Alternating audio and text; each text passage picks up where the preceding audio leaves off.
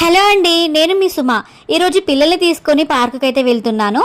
ఎలాగూ బయటకు వెళ్తున్నాం కదా, ఎవరికైనా ఆకలితో ఉన్న వాళ్ళకి ఫుడ్ అయితే ఇద్దామని చెప్పి ఫుడ్ అయితే ప్యాక్ చేస్తున్నాను. ఈరోజు చికెన్ కర్రీ అయితే చేశాను, అదే ప్యాక్ చేస్తున్నాను. వెళ్ళే దారిలో ఎవరైనా ఆకలితో కనిపిస్తే వాళ్ళకైతే ఫుడ్ ఇచ్చేసి పిల్లల్ని తీసుకొని పార్కుకి అయితే వెళ్తాను. ఇంకా నా పెళ్లి స్టోరీ అయితే కంటిన్యూ చేస్తాను. చాలా రోజులు అవుతుంది కదా ఎపిసోడ్స్ అయితే పెట్టక. బాగా చదువుకున్నవాడు నెలకి ₹1,00,000 కూడా సంపాదించే రోజులు వస్తాయి, పెళ్లి చేసుకో, మంచి సంబంధం అని చెప్పింది.